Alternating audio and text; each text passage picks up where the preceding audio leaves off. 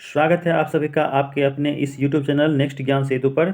तो हम लोगों ने एनसीईआरटी सार संग्रह बुक का शुरुआत किया है, जिसमें भारत का भूगोल भाग कर रहे हैं। भारत के भूगोल भाग में हमने 4 टॉपिक तक करवा लिया है। आज हम लोग 5वां टॉपिक प्राकृतिक वनस्पतियाँ करने वाले हैं। आप सभी से अनुरोध है कि वीडियो को लास्ट तक देखें तथा वीडियो से संबंधित कोई भी प्रश्न हो तो कमेंट बॉक्स में अवश्य पूछें। तो चलिए शुरू करते हैं आज का यह वीडियो। यहाँ दिया हुआ टॉपिक नंबर 5 प्राकृतिक वनस्पतियाँ। इसके कई समूह हैं जो नीचे आपको दिया गया है। इसको हम लोग क्रमशः देखने वाले हैं। यहाँ आपको दिया गया है विभिन्न प्रकार के वन समूहों का वनावरण। कौन सा वन समूह कितना प्रतिशत में फैला हुआ है उसके बारे में दिया गया है। तो चलिए देखते हैं। पहला समूह है आपको, इसमें कहता है उष्णकटिबंधीय आर्द्र सदाबहार वन। ये आपको 2.92% पे फैला हुआ है। समूह 2 है, ये आपको उष्णकटिबंधीय अर्ध सदाबहार वन है और ये आपको 13.79% पे फैला हुआ है। समूह 3 है, यह आपको उष्णकटिबंधीय नम पर्णपाती वन है और ये 19.73% पे फैला हुआ है। समूह 4 है तटीय एवं दलदली वन, ये आपको 0.69% पे फैला हुआ है। 5वां समूह है उष्णकटिबंधीय शुष्क पर्णपाती वन और ये आपको 41.87% पे फैला हुआ है। समूह 6 है, यह आपको उष्णकटिबंधीय कांटेदार वन है और ये 2.25% पे फैला हुआ है। समूह 7 है उष्णकटिबंधीय शुष्क सदाबहार वन और ये जो है 0.13% पे फैला हुआ है।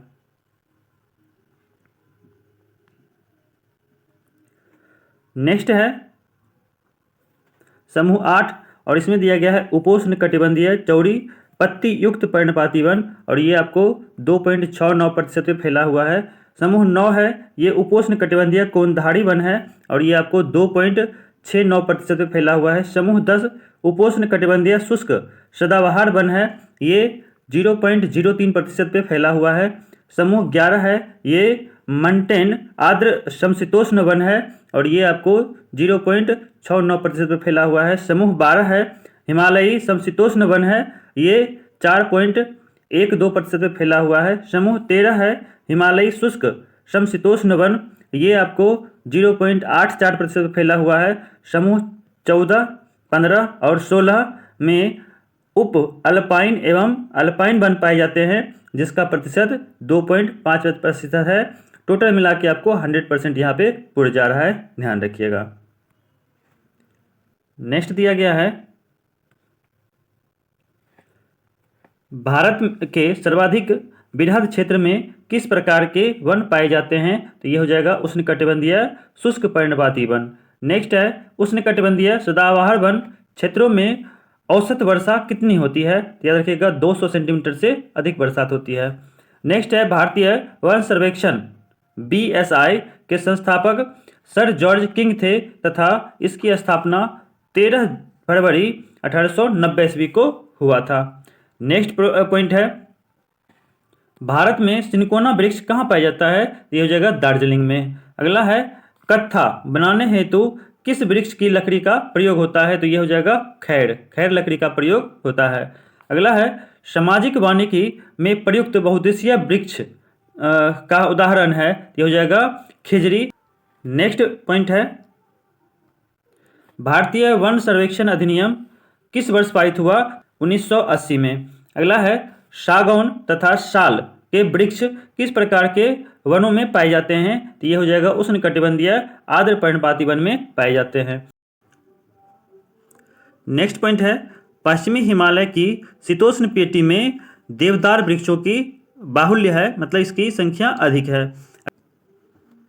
अगला है बांस की कौन सी प्रजाति छत्तीसगढ़ में सर्वाधिक पाई जाती है। तो ये हो जाएगा लाठी बांस। कौन सा बांस होगा, लाठी बांस होगा, ध्यान रखिएगा।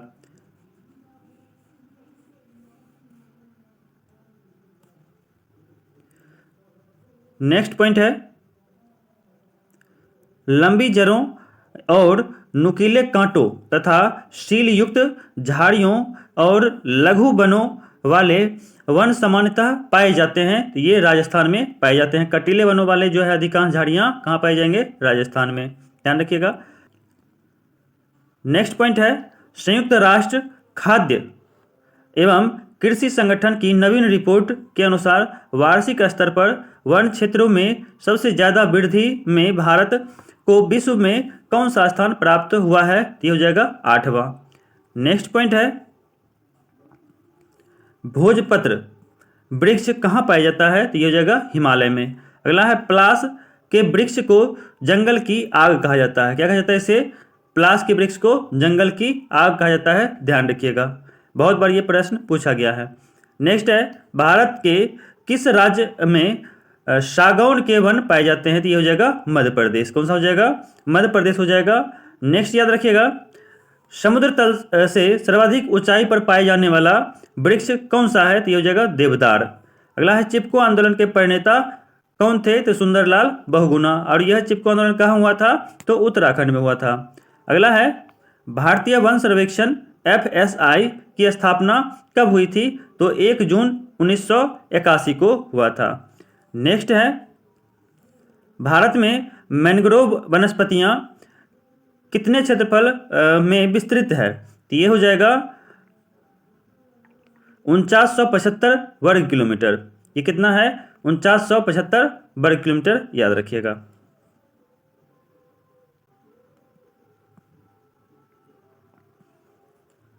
नेक्स्ट पॉइंट है भारतीय वन प्रबंधन संस्थान की स्थापना वर्ष 1882 ईस्वी में भोपाल में हुआ था। कहाँ हुआ था? भोपाल में। और कब स्थापना हुआ था? तो 1982 ईस्वी में।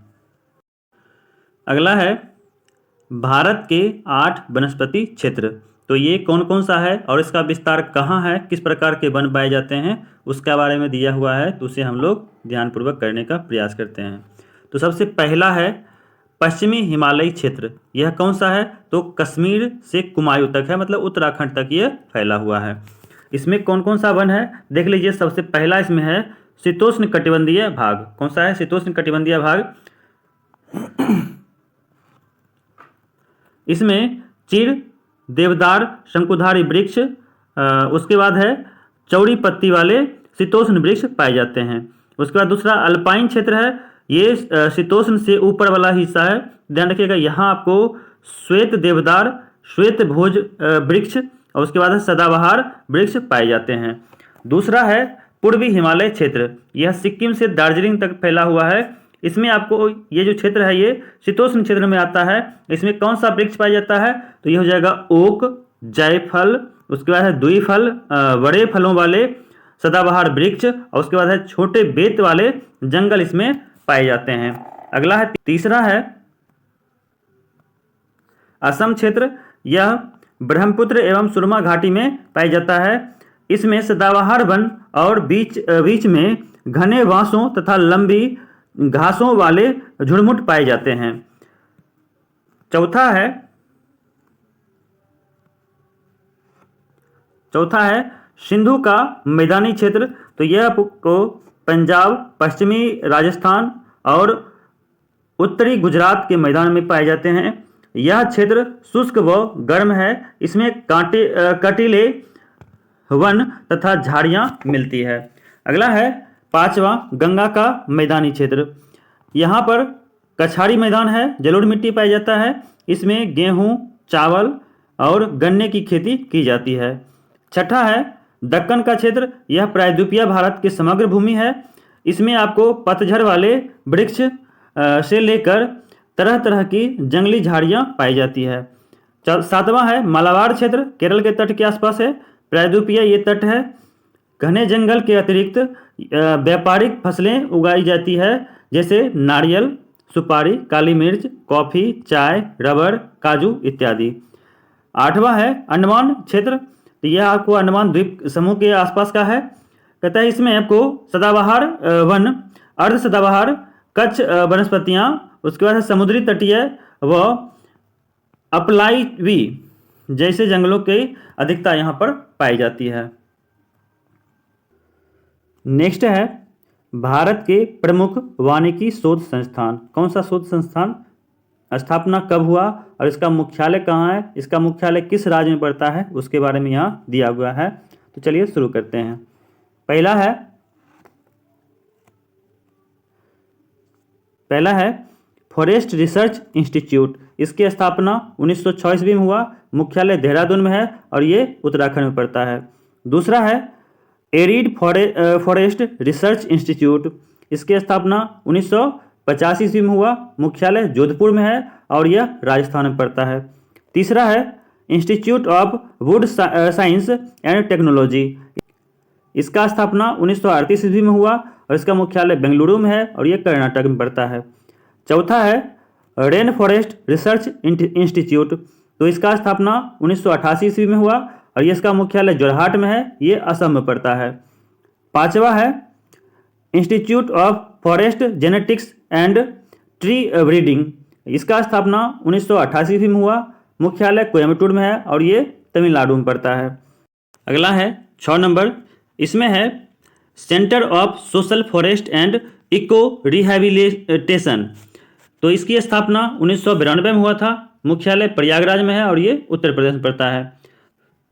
सातवां है हिमालयन फॉरेस्ट रिसर्च इंस्टीट्यूट, इसकी स्थापना 1977 में हुआ था और यह इसका मुख्यालय शिमला में है और ये हिमाचल प्रदेश में पड़ता है।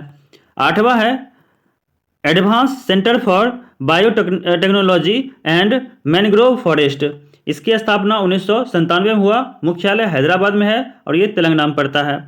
अगला है 9वां नंबर, इसमें कहता है ट्रॉपिकल फॉरेस्ट रिसर्च इंस्टीट्यूट, इसकी स्थापना 1988 में हुआ, ये मुख्यालय इसका जबलपुर में है और ये मध्य प्रदेश में पड़ता है। 10वां है institute of forest research and human resource development, इसकी स्थापना 1995 में हुआ और इसका मुख्यालय छिंदवाड़ा में है और ये मध्य प्रदेश में पड़ता है। 11वां है इंस्टीट्यूट ऑफ फॉरेस्ट प्रोडक्टिविटी और इसका स्थापना 1993 में हुआ, मुख्यालय रांची में है और ये झारखंड में पड़ता है। 12वां है Indian plywood industries research and training institute, इसकी स्थापना 1962 में हुआ और इसका मुख्यालय बेंगलुरु में है और ये कर्नाटक में पड़ता है।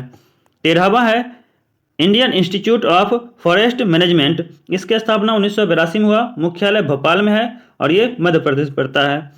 14वां है जीबी पंत हिमालयी पर्यावरण एवं विकास संस्थान, इसकी स्थापना 1988 में हुआ और ये अल्मोड़ा में इसका मुख्यालय है और ये उत्तराखंड में पड़ता है। 15वां नंबर है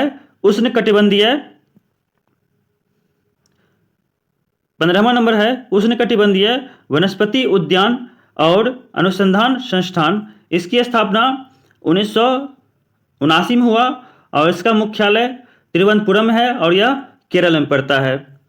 अगला है वृक्षों को बचाने के लिए चिपको आंदोलन की शुरुआत उत्तराखंड में टिहरी गढ़वाल जनपद में की गई थी और यह किसके द्वारा किया गया था, तो सुंदरलाल बहुगुणा के द्वारा किया गया था।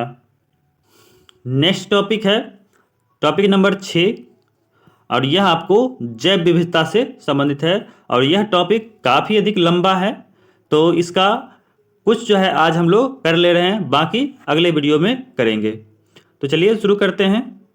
जैव विविधता में आपको दिया गया है सबसे पहले भारत के राष्ट्रीय उद्यान, तो राष्ट्रीय उद्यान किस राज्य में कौन कौन सा है, इसकी संख्या कितना है, उसको हम लोग करते हैं। सबसे ऊपर आपको लद्दाख दिख जाएगा और लद्दाख में एकमात्र जो है आपको राष्ट्रीय उद्यान है और वो कौन सा है, ध्यान रखिएगा, हेमिस। कौन सा है, हेमिस है, ध्यान रखना है, बहुत ज़्यादा इंपॉर्टेंट है, एक ही है लेकिन इंपॉर्टेंट है। नेक्स्ट है आपको जम्मू कश्मीर, ध्यान रखिएगा, इसमें 4 है, इसमें कितना है, 4। कौन कौन सा है, तो 1 नंबर में है सिटी फॉरेस्ट, इसे सलीम अली भी कहा जाता है, दूसरा है दाचीग्राम, तीसरा है किश्तवाड़ और चौथा है काजीनाग। उसके बाद है यहाँ पर आपको हिमाचल प्रदेश, इसमें जो है 5 है, ये कौन कौन सा है देख लीजिए। पहला है आपको बृहद हिमालय, दूसरा है इंदर किला, उसके बाद है तीसरा खीरगंगा, उसके बाद है चौथा पीन घाटी, 5वां है सिमवाल वाड़ा। अगला है उत्तराखंड। उत्तराखंड में राष्ट्रीय उद्यानों की संख्या 6 है। पहला है आपको जिम कॉर्बेट, दूसरा है गंगोत्री, तीसरा है गोविंद पशु विहार, चौथा है नंदा देवी, 5वां है राजा जी और छठा है फूलों की घाटी। ध्यान रखिएगा, ये इसकी संख्या हो गया 6। अगला इधर आपको दिख रहा है हरियाणा में है, हरियाणा में राष्ट्रीय उद्यान की संख्या 2 है, कालेश्वर और सुल्तानपुर 2 है। ठीक है, याद रखिएगा। नेक्स्ट है आपको उत्तर प्रदेश में एक ही राष्ट्रीय उद्यान है और वो कौन सा है? दुधवा है। उसके बाद यहां पर आपको राजस्थान दिख जाएगा। राजस्थान में राष्ट्रीय उद्यानों की संख्या 5 है। कौन कौन सा है? तो मुकुंदरा हिल्स है, मरुस्थलीय है, तीसरा है आपको केवला देव घाना है, चौथा रणथंभौर है, और उसके बाद है पांचवा सरिस्का है। बहुत ज़्यादा इंपॉर्टेंट है सरिस्का। ठीक है, कई बार पूछा गया प्रश्न है। इधर देख लेते हैं बिहार की तरफ। बिहार में एक ही राष्ट्रीय उद्यान है और वो कौन सा है? वाल्मीकि है। उसके बाद है सिक्किम। सिक्किम में एक ही है, वो कौन सा है? कंचनजंगा है। उसके बाद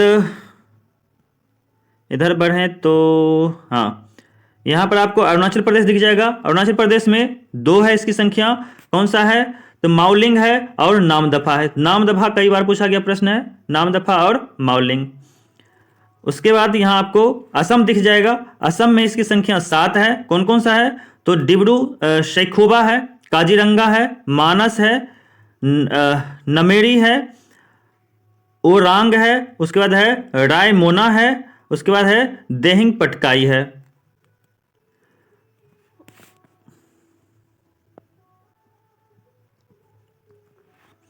उसके बाद नागालैंड में राष्ट्रीय उद्यान की संख्या 1 है और ये इटांग की है। मणिपुर में 2 है। कौन कौन सा? तो काइबुल लेमजाओ और सिरोही, इसकी संख्या 2 है। मिजोरम में 2 है, मुरलेन है और फबंग पुई है, फबंग पुई। अगर त्रिपुरा में इसकी संख्या 2 है। कौन कौन सा है? तो देख लीजिए यहाँ पर त्रिपुरा में 2 दिख जाएगा। कौन कौन सा? क्लाउडेड लेपर्ड और दूसरा है बिसोन। मेघालय में इसकी संख्या 2 है। पहला है बालपक्रम, दूसरा है नौकरेक रिज। तो नौकरेक रिज कई बार पूछा गया प्रश्न है, ध्यान रखना है। अगला है आपको पश्चिम बंगाल है। पश्चिम बंगाल की संख्या आपको 6 दिख जाएगा। कौन कौन सा है? तो वो देख लीजिए। पहला है बुक्सा, दूसरा है गोरुमारा, तीसरा है नेवरा वैली, चौथा है सिंगालीला, पांचवा सुंदरबन और छठा जल्दापाड़ा। उसके बाद है झारखंड। झारखंड में एक ही है, वो है बेताल। कौन सा है? बेताल। उड़ीसा में इसकी संख्या 2 है। कौन सा है वो? तो भितरकनिका है और सिंपलीपाल। दोनों जो है प्रश्न कई बार पूछा गया है, सिंपलीपाल और भितरकनिका। छत्तीसगढ़ है। छत्तीसगढ़ में संख्या 3 है। कौन कौन सा है? तो इंद्रावती, उसके बाद है कांगेर घाटी और उसके बाद है गुरु घासीदास। उसके बाद आपको तेलंगाना है। तेलंगाना में इसकी संख्या 3 है। कौन कौन सा है? तो केशु ब्रह्मानंद रेड्डी है, उसके बाद महावीर हरिना वनस्थली है और तीसरा मुर्गावनी है। आंध्र प्रदेश में इसकी संख्या 3 है। कौन कौन सा है? पापी कोंडा है, उसके बाद है राजीव गांधी है और श्री वेंकटेश्वर है। इसकी संख्या 3 हो गया।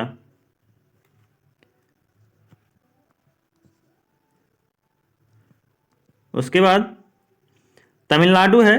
तमिलनाडु में इसकी संख्या 6 है राष्ट्रीय नेशनल पार्क की। कौन कौन सा है? देखिए, पहला है गिंडी, दूसरा है मन्नार मैरीन, तीसरा है इंदिरा गांधी या अन्नामलाई, चौथा है मुदुमलाई, पांचवा है मुकुर्थी, छठा है पालनी पहाड़ी। अगला है केरल। केरल में इसकी संख्या 6 है। पहला है अन्नायमुडी, दूसरा है इराविकुलम, तीसरा है मथिकतल 16, चौथा है पराम्बिकुलम 16, पांचवा है पेरियार और छठा है साइलेंट वैली। अगला है कर्नाटक। कर्नाटक में इसकी संख्या 5 है। कौन कौन सा है? तो अंसी, बांदीपुरम, मन्नेरघट्टा, कुंद्रेमुख और राजीव गांधी। गोवा में इसकी संख्या 1 है और कौन सा है? महावीर या मोलम।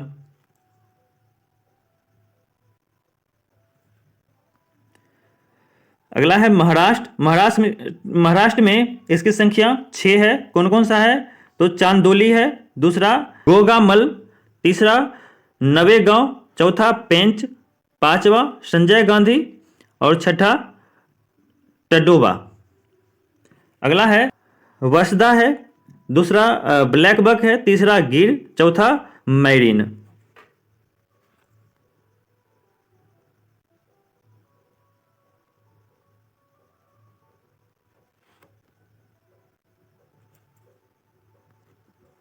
अगला है मध्य प्रदेश, और मध्य प्रदेश में राष्ट्रीय उद्यान की संख्या 11 है, मतलब सबसे अधिक है। कौन कौन सा है वो देख लीजिए। बांधवगढ़, फॉसिल, कान्हा, माधव, पेंच, पन्ना, संजय, सतपुरा, वन विहार, डायनासोर और कूनो। एक बात और याद रखना है, यह जो कूनो राष्ट्रीय उद्यान है, ध्यान रखिएगा, यहाँ पर अफ्रीका से लाया गया जो चीता है उसे पनाह दिया गया है, वहां पे रखा गया है, ध्यान रखिएगा। अगला है अंडमान निकोबार, और यहां पर राष्ट्रीय उद्यान की संख्या 9 है। कौन कौन सा है तो देख लेते हैं। पहला है कैंपबेल, दूसरा है गालाथिया, तीसरा है महात्मा गांधी मैरीन, चौथा है मध्य बटन द्वीप, पांचवा है माउंट हैरियट, छठा है उत्तरी बटन द्वीप, सातवां है रानी झांसी मैरीन, आठवां है सैडल पिक, और नौवां है साउथ बटन द्वीप। तो यह था राष्ट्रीय उद्यान। जैव विविधता में यह पॉइंट भारत के राष्ट्रीय उद्यान था, और इससे संबंधित जो भी प्रश्न होंगे उसको हम लोग अगले वीडियो में बात करेंगे। पिछले वीडियो से संबंधित एक प्रश्न आपको दिया जा रहा है, उसका आंसर आप कमेंट बॉक्स में लिखेंगे। प्रश्न है, और वो कौन सा है तो हिमालय पर्वत की एक श्रेणी अराकान योमा किस देश में अवस्थित है। ऑप्शन आपको दिया गया है चीन, पाकिस्तान, म्यांमार या फिर नेपाल। तो इसमें सही आंसर कौन सा है इसको आप कमेंट बॉक्स में अवश्य लिखें। तो ये था आज का यह वीडियो जो एग्जाम पॉइंट ऑफ व्यू से अत्यंत महत्वपूर्ण है। वीडियो से संबंधित अपना फीडबैक जरूर दीजिएगा, वीडियो को लाइक कर दीजिएगा, चैनल को सब्सक्राइब कर दीजिएगा, और अपने दोस्तों के पास इसे शेयर भी कर दीजिएगा, और साथ ही दिए गए प्रश्न का आंसर भी जरूर लिखिएगा। तो आज के लिए इतना ही, धन्यवाद।